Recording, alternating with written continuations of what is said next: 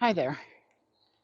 This is not going to be the first of these videos I'm planning on putting out today or at least this weekend, but I did want to do a separate one that has the full statement that I had planned to make to City Council on Wednesday in regards to my settlement. The same one that in the last video I uploaded, you'd see that Mayor Wheeler refused to give me the opportunity to make. Um, I will go more into the details of my concerns regarding that later, like I said in another video, but I still wanted to read the statement that I made then. This was written for me being in City Hall with the blue walker that I used to use parked behind me, and with the press hard hat that I was wearing during the protests in my hand, which you did see in the actual City Council testimony since I was still able to use it then.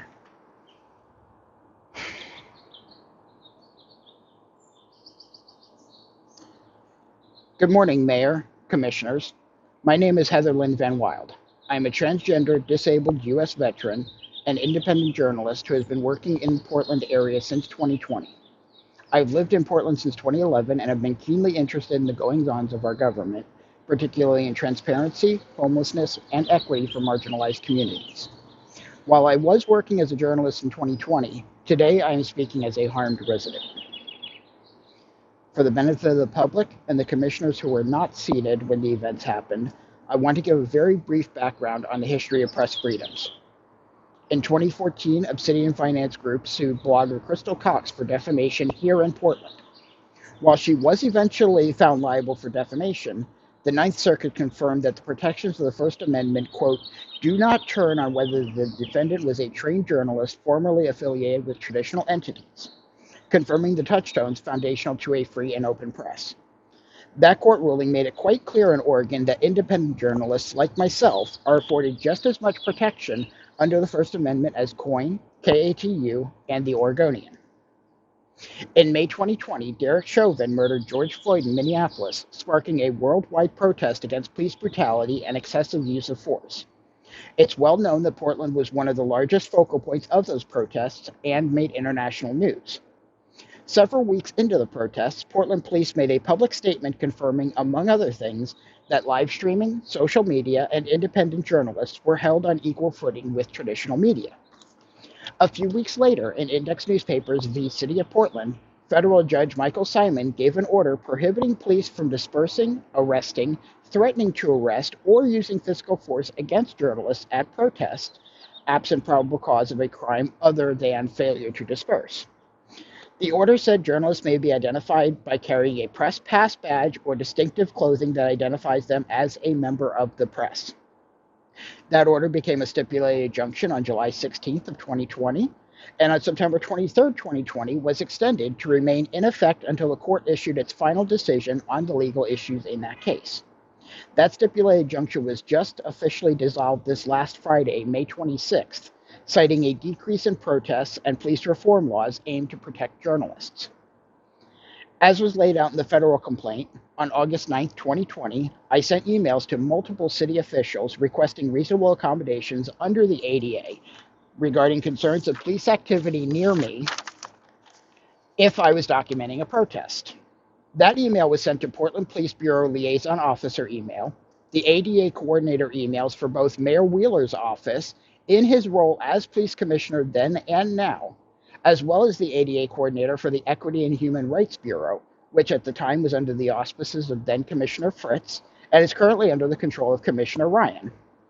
I also tried to email the request to a contact that I had for PPB's equity manager, but the response that I got was a closed email, and no ADA coordinator was on my email list I got from the city's website at that time. I also reached out to the official Portland PIO Twitter account with my concerns, though as of this time, nearly 3 years later, that message is still marked as unread. Several public record requests that I sent to the city after the accommodation request indicated that the emails were never replied to or forwarded. In the ADA request, I did make clear that when I am working as a journalist at the protests where I knew police would be involved, I'd have this walker that I'm using today. Um, I would be wearing a helmet, or I would be wearing a very distinctive pink hard hat with press clearly emblazoned on the sides. This is that same helmet. In all my times that I was at protests, I never saw another person with this color helmet, making it highly distinctive. Those who were engaging in protests were understanding of people with disabilities, so my primary concern was the safety of myself around police officers. As a result, I actively kept myself away from the protests for weeks while I gave the city ample time to respond to my request.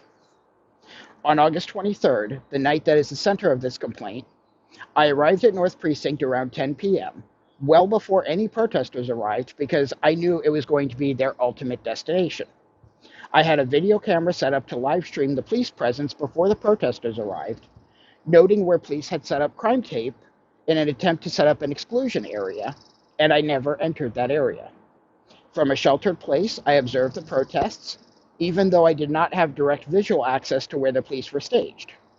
Even if I had had access, I would not have been able to see anything useful, as the police were actively using headlights and takedown lights to prevent protesters and press from observing the police or any of their movements.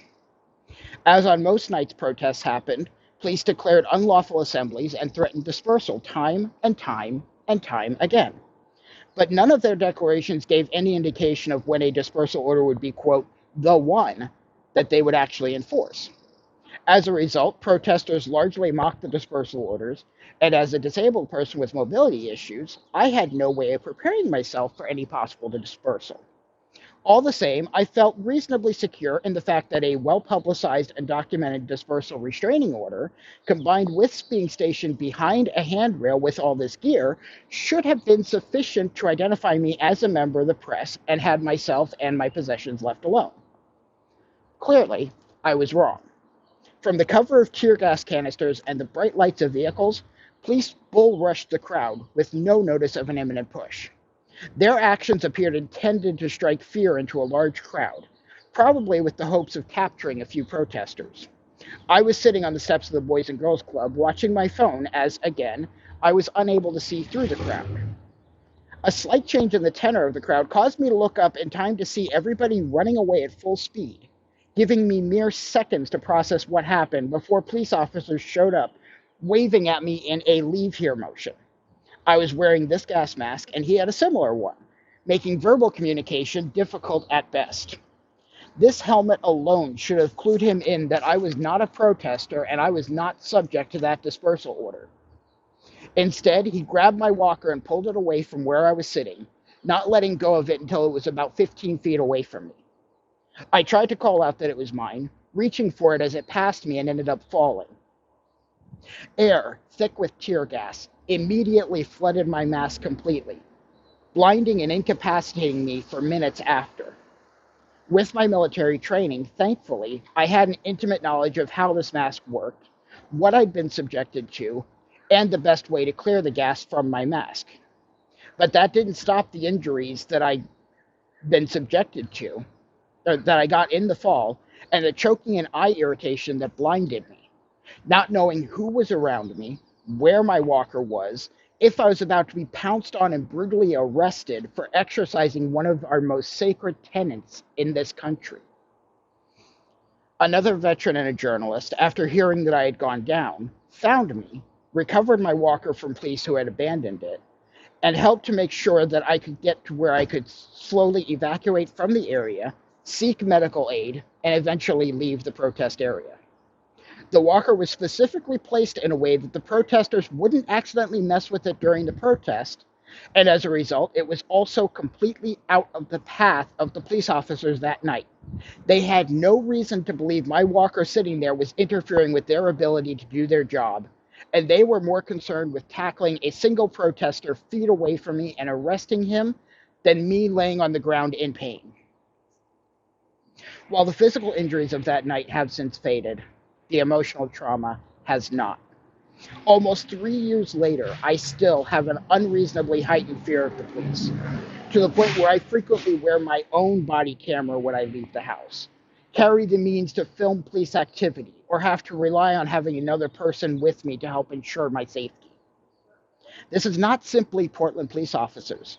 My work frequently takes me to the county courthouse, where I have to deal with multnomah deputies as security and bailiffs in the courtroom.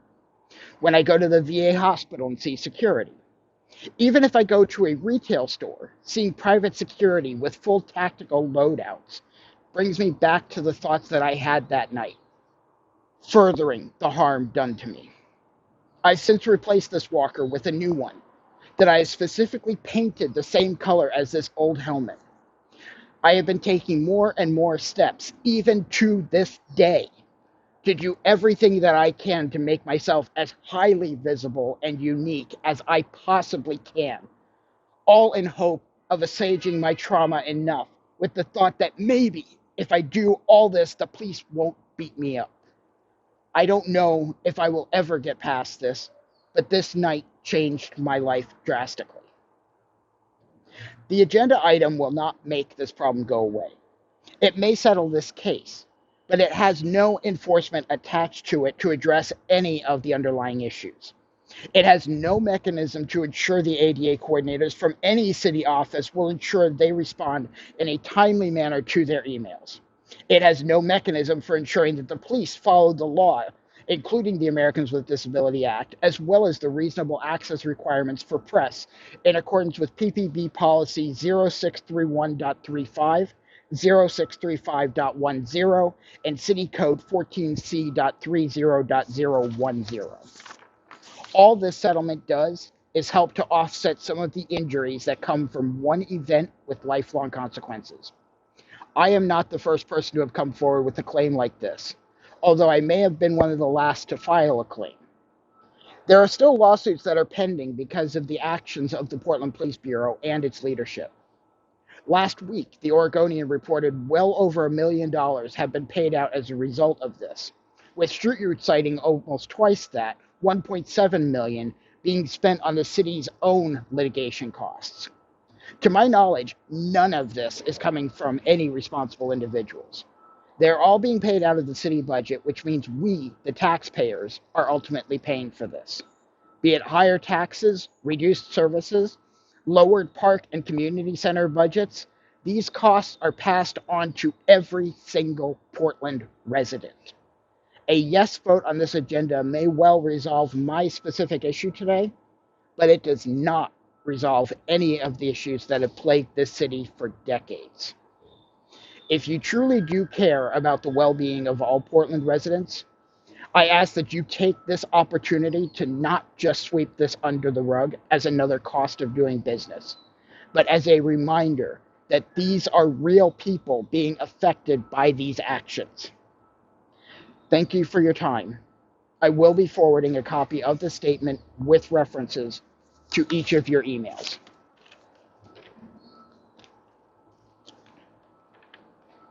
And with that, that was the statement I wanted to read to City Council. The statement I didn't get a chance to. I will be sending this to City Council within an hour or two of this video going live on YouTube. The problem is, the mayor, the commissioners, they get thousands of emails a week. Supposedly, 10,000 emails got sent from an email campaign put forward by People for Portland in response to the daytime camping ban. I think it's a reasonable guess that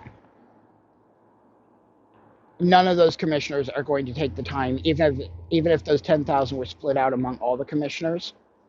I don't think it's reasonable to think that they're going to spend time reading 2,000 emails each on one topic, and instead of probably having their staff read them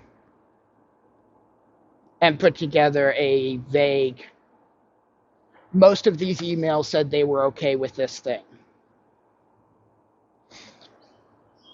So I really have no confidence that any of this is going to actually see the light of any of the people that speak to us in these city council meetings.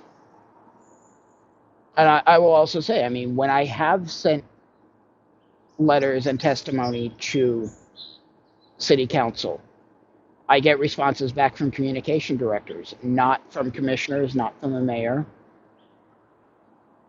And that just reinforces the idea that, just like when we reach out to congressmen and senators, unless you have money or good connections, you don't get the representation that they claim we get. So I saw that testimony on Wednesday as my one and only chance to put to their faces in a way that they could not look away from what happened that night. And I was denied that opportunity. It still frustrates me, in part for myself, but in larger part for all the others. All the other people who have been harmed by the city and its actions or its inactions, when they try to go to the responsible people and show them what happens, and instead they get brushed aside because somebody wrote down on a piece of paper what they think city council wanted to hear.